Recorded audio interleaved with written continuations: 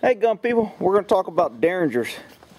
Since I get a lot of smack about these, people always telling me they're no good and they're cheap guns and they're not, you can't rapid fire them and they're single action and you can't double. So I'm going to discuss Derringers real quick, and I'm going to fire off a couple here so you can see that it's not going to break your hand and it's not the end of the world. So I have three Derringers here. This one right here is called a Bond Arms Derringer, and it is made in all different calibers. The barrels that are on it right now is a 410, which is that shotgun shell back there. You can see on the casing there on that shotgun shell, it's got flat brass discs that come out. Very effective round to stop a target. Next to that shotgun round is some 22 rounds, and there's a 38 special round, because I have a 22 Derringer and a 38 special Derringer. So, let's talk about Bond Arms, made in Texas. I like it already. Good Derringers, very heavy duty, heavier, so they're not going to kick as much. Now, being this is a 410, and it shoots that pretty good sized bullet right there, it kicks pretty good, but I'm going to shoot one so you can tell what it looks like. I won't shoot a lot because those rounds are expensive. But, and then that barrel right there is for a 22 Magnum. That came with it. And you can order different barrels. All you got to do is switch that barrel and that gun becomes a 22 Magnum. I can take that barrel off. And the barrels, I think, come in 32, 45 auto. This one, if you get the 410 barrel, it shoots 410 or 45 Long Colt, which is another large round. I might have a Long Colt in here. Let me see if I got 45 Long Colt. I think I do. Alright, so we have 45 Long Colt round, a 38 special, and then a 22 round. So let's take a look at those rounds real quick, because this little Derringer is going to shoot them all. 45 Long Colt is fat, long, a lot of powder. The shotgun shell round is long, has a lot of BBs underneath. At the top part of it, it's got 3 flat copper discs, and then it's got BBs behind it. And the actual powder and explosion is only on the brass or metal part there at the bottom. So not quite as much powder, but probably almost as much powder as the 38 special next to it, which is pretty long, got a good amount of powder. Then you have your 22, which is little and has less powder. The bullet grain on this 22 is, I'm thinking, hell, I don't even know. I don't want to give you the wrong info, but a 22 will come in very it's pretty small. I'm going to say close to 12 maybe grains, I don't know. This is a 158 grain bullet, 38. That's about as big as you're going to get in a 38. And then this 45 Long Colt is about a 250 grain bullet. A 45 auto is about 230 grains. And because the shotgun shell has BBs and pellets, we don't go in grains. I mean, if I got a slug in there, then I would go on the weight of the slug. But so this little Derringer right here, I think is, who makes that? I think that's a 38, and it's made by Cobra, which is a fairly inexpensive gun. It's pretty common. You can find them most anywhere. Most Cobras go for about, depending on where you get them, 130 bucks to 150 bucks. You can get them brand new. Get a used one, maybe 110 bucks, 100 bucks. And that's the 38. It's got 2. And it comes in different sizes too, depending on the one you get. This Derringer, again, I already told you, they're a little bit more expensive. This Derringer with the 410 45 Long Colt is about $350. If you want an extra barrel, the extra barrels come at about 100 bucks each. So depending on which barrel you want, if you want to change barrels. Some people get multiple barrels because, one, I can shoot smaller rounds. Out of the 22 mag there, I can shoot smaller rounds. And then when I carry this, I can put either a shotgun shell or a Long Colt. And again, you can tell it's a lot heftier than the Cobra.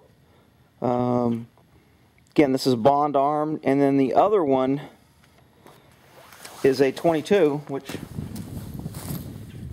I usually keep wherever, somewhere. You can stick it in a glove. Really easy to handle, in a purse, somewhere else. You can conceal it pretty easy.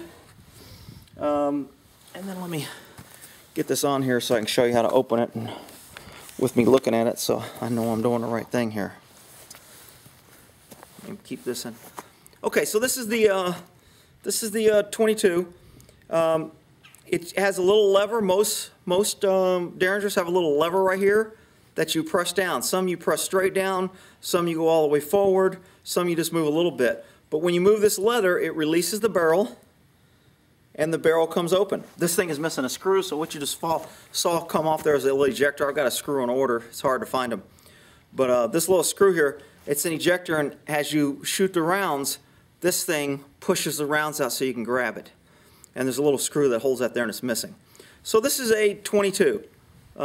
Fairly small, pretty simple to close. You close it. Come on this side, make sure the lever's where it's at to be closed. Oops, sorry. Come on this side, close it, and then you lock it up and it's ready to shoot. Because it's a single action, I can pull the trigger all day and nothing happens unless the hammer is cocked. Now, when you cock the hammer, it's ready to shoot. Then you pull the trigger and it shoots. And then you pull it again and it shoots again. So it fires top or bottom or top, depending on what the cycle is. And then each time you pull the trigger, it'll shoot till you fire both rounds. Small little gun, nice, handy, has a safety. Not that I use it, I don't like safeties. Most people don't cock it till they're ready to shoot. So if you have to pull it out and you have to use it, when you pull it out, you have to practice on how to cock this with one hand.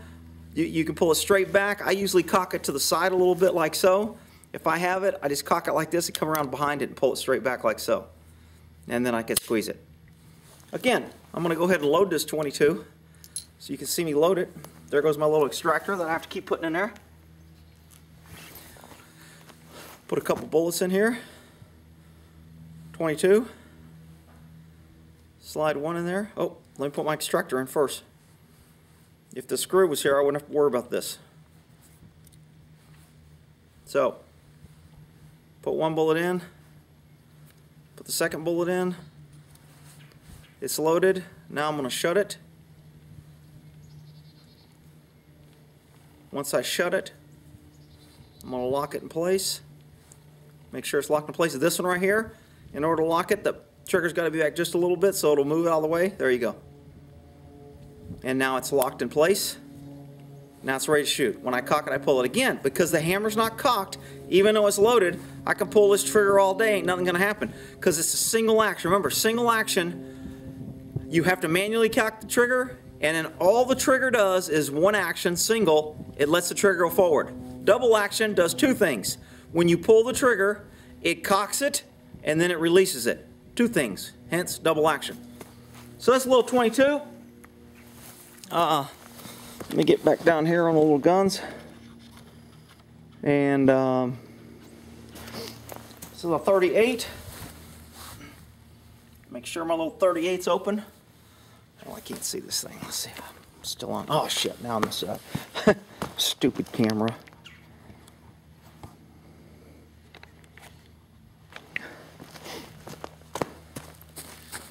So, it's 38.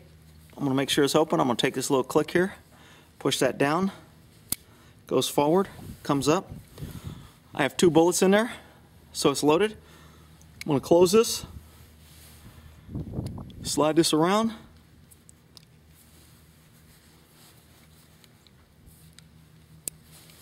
and cock that, and it's good to go. Alrighty, sorry I didn't keep that in camera, looking down at the gun. Okay, 38, bigger hole. 22, smaller hole. See the difference there? 410, bigger hole. Okay? See inside those bullets there? I don't know if you can see that, the little copper shells on the 2 bullets that are loaded. And then maybe you can see in this one, I don't know, I can't tell on the screen if you can see the bullets down there. Pretty nice little guns, easy to handle, pretty small. One-handed, 2 shots, manual cock. So now I'm going to move the camera, put my ears on, fire off a couple rounds. Alright, so hang on. First I'm going to fire so you can see me.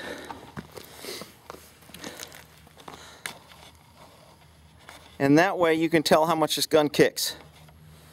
Alright, let me get out here. I'm going to shoot over here. Okay, that's pretty good. You can see me there. My ear's on.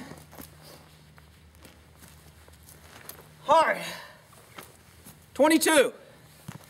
I'm going to shoot the 22. So basically I'm not aiming, I just want to shoot this so you can tell the kick and the power. So I'm going to lock it to the rear. I'm going to cock it. It's cocked. Point it, and here goes the bang. Not very much kick at all.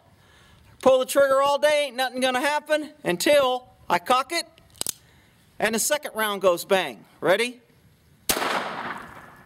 22. Pretty simple, pretty easy, not gonna hurt your hand, not devastating. I'm gonna open it up. There's the 2 rounds, and I'll dump those out. 38. This is shooting this bullet, a little bit bigger, a little bit more powerful, but it's not going to be the end of the world. I'm only going to fire 1 round because I want you to see it hit. So I'm going to fire 1 so you can just see the kick, then I'll show you what it does to the dirt. Alright, so I'm going to cock it. 1 round, 38 special. Little kick, not much. I'm not going to cock the second one yet because I want you to see where it's hitting. And lastly, the 410, bigger round, copper in the front, 410, that's what it looks like. 1 round, cock it, it's cocked, I'm ready to shoot, point at my target, and a little bigger bang. Alright. None of that's going to kill anybody. Now I'm going to go ahead and shine it on where I'm going to shoot in this target so you can tell what it looks like when it hits. So let me get a rock up here so I can kind of aim at. So I know that's in the center of the Alright, so I'm going to pretty much try and shoot kind of right below that rock here. First I'll do it with the 38.